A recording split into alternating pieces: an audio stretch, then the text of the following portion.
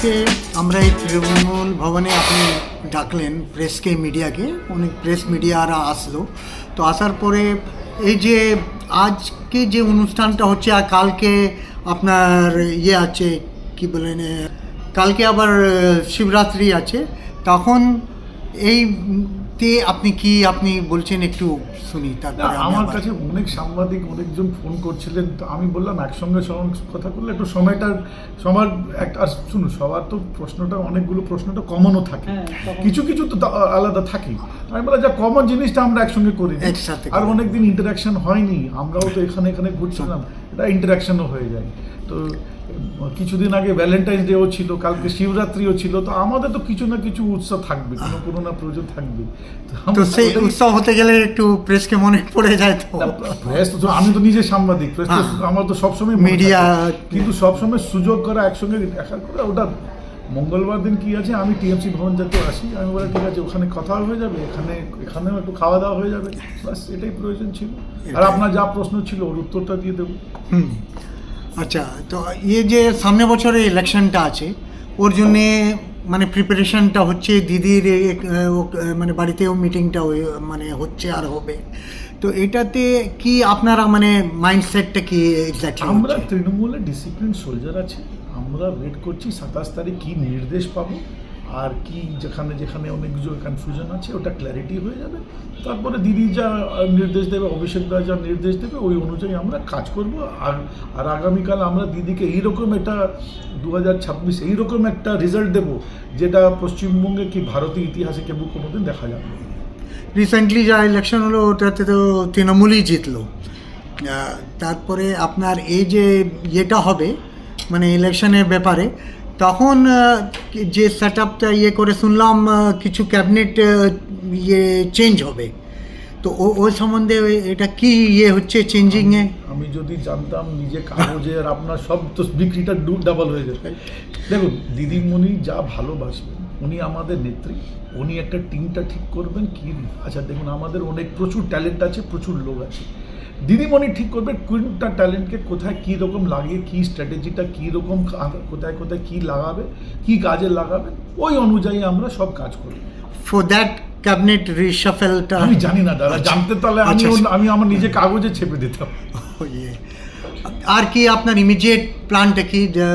দেখতে 2025-এ এসে গেছে, আমাদের প্ল্যান হচ্ছে এখন দিদিমণির যা সন্দেশ আছে, যা প্রোগ্রামস গভর্নমেন্ট আছে, আমাদের কেউ যদি বাকি না থাকে, আপনার অলরেডি, এটা আমি জানি না খুশির কথা কিনা, দুয়ারে সরকারের ক্যাম্পে আমার খুব বেশি ভিড় আর হচ্ছে না, যতগুলো স্কিম আছে মোটামুটি সব পেয়ে যাচ্ছে। এখন যার প্রবলেম আছে যার ওটা আমরা মিটিয়ে দিচ্ছি।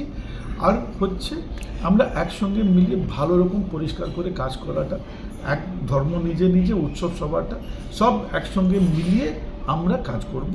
আর দিদিমণির যা চেষ্টা করছে সোনার বাংলা করাটা, ওই সোনার বাংলা করার ওনার যা স্বপ্ন আছে ওটাকে সাকার করব।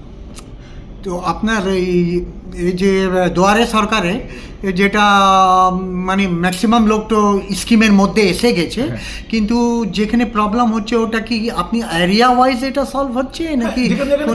দেখুন, ক্যাম্প তো সব হচ্ছেই, যারা প্রবলেম আছে আমরা ওনাকে বলছি আপনারা ক্যাম্পে আসুন, ক্যাম্পে দেখুন সব লোক বসে আছে ওখানে, আর ডিসকাশন হয়ে যাচ্ছে কি প্রবলেম আছে, কোথায় আধারে প্রবলেম আছে, কোথায় মোবাইল নম্বরে প্রবলেম আছে, যা প্রবলেম আমরা সলভ করতে পারছি সলভ করে দিচ্ছি, যা সলভ হচ্ছে না ওটা নোট করে নিচ্ছি, আমরা হায়ার অথরিটিকে জানিয়ে দিচ্ছি, ওরা ওটাকে স্লোলি সব ঠিক করে। তো এটা সেন্ট্রালাইজ করে এটা না, আমি আমার বিধানসভাতে করছি, অন্য বিধানসভাতে কি হচ্ছে আমি সেটা বলতে পারবো।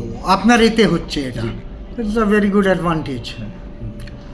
আর লাস্টে এই যে কুম্ভ মেলাটা যে রিসেন্টলি খুব হইচই অল ওভার ইন্ডিয়া হয়ে গেল, এটাতে কি মানে আমরা যেটা ভাবছি আপনারা ওটাই ভাবছেন যে অ্যারেঞ্জমেন্ট কি ভালো করে করা হয়নি? কুম্ভ মেলাতে যে ইনসিডেন্ট হ্যাপেন্ড, কুম্ভ মেলাতে প্রত্যেক মানুষ যা মারা গেছে, আমার খুবই সংবেদন, আমার খুবই শোকটা জানাই, ওনাদের ফ্যামিলির জন্য খুবই দুঃখিত। কিন্তু কুম্ভ মেলা, আমার উত্তর হচ্ছে গঙ্গাসাগর মেলা আমরা প্রত্যেকবার, দিদিও যান ওখানে, কুম্ভ মেলা তো 12 বছরে একবার এসেছি, আমরা তো গঙ্গাসাগর প্রত্যেকবার করি, আমারও কোটি কোটি মানুষ আসে, কোনোদিন কোনো অপ্রিয় ঘটনাটা শুনেছেন না? তারপরে দুর্গা পূজা আমাদের একটা মাকে প্রণাম করে এত বড় কাজ হয়, এত ভিড় থাকে, কোটি কোটি মানুষ আসে, কোনোদিন কোনো অপ্রিয় ঘটনা শুনেছেন না। এটা কুম্ভে কি হয়েছে, নিজের পাবলিসিটির বেশি ফোকাস ছিল, প্রশাসনের অ্যারেঞ্জমেন্টের ফোকাসটা একটু কম ছিল। যদি করা যেত, একটা যান যাওয়ার দরকার ছিল। একজন আর যার নলেজ ছিল না, আমরা পশ্চিমবঙ্গে যদি জিজ্ঞেস করা হতো, আমরা নিজেই আমার এক্সপার্টিস দিয়ে দিই। আচ্ছা, ডেফিনেটলি ফর দ্যাট, তাহলে অনেক লাইফ সেভ হতো ন্যাচুরালি। লাস্টলি আপনি আর কি বলবো যে এই ইলেকশনটা ইয়ে করে কিছু একটা কি মানে বার্তা আপনি লোককে জানাবেন একটু? আমি সবাইকে একটা জিনিস বলবেন, দেখুন মমতা বন্দ্যোপাধ্যায়ের সঙ্গে অনেকগুলো জিনিস হয়তো আপনার পছন্দ আছে, পছন্দ নেই, কিন্তু for Bengal Mamata is the best. Right. And আপনারা বেস্টকে চুনুন, অন্য অল্টারনেট জায়গায় তাকাতাকি করবেন না। কোনো সময় কেউ সস্তা হতে পারে, কোনো সময় খুব ডিফারেন্ট হতে পারে, কিন্তু যদি বেস্ট অ্যাভেলেবেল আছে, আর একটা মমতা বন্দ্যোপাধ্যায় নেওয়ার সঙ্গে আপনার সঙ্গে সুদীপ দা আছে, আমরা আছি, কাউন্সিলার্সগুলো আছে, সব মিলিয়ে একটা টিম মিলিয়ে কাজ করছি, আর আপনাদের লাইফটা খুব ইমপ্রুভ হবে, ভালো থাকবে, টাকা পয়সা কম লাগবে। আমরা সব এখনই বলি কি আমরা খুব কস্ট এফিশিয়েন্টও আছে, বাইরে গেলে সব মানুষ কমপ্লেন করে কি বাইরে অনেক টাকা লেগে যায়। তো এখানে কোথায় যাওয়ার আপনার ইচ্ছা আছে, যান।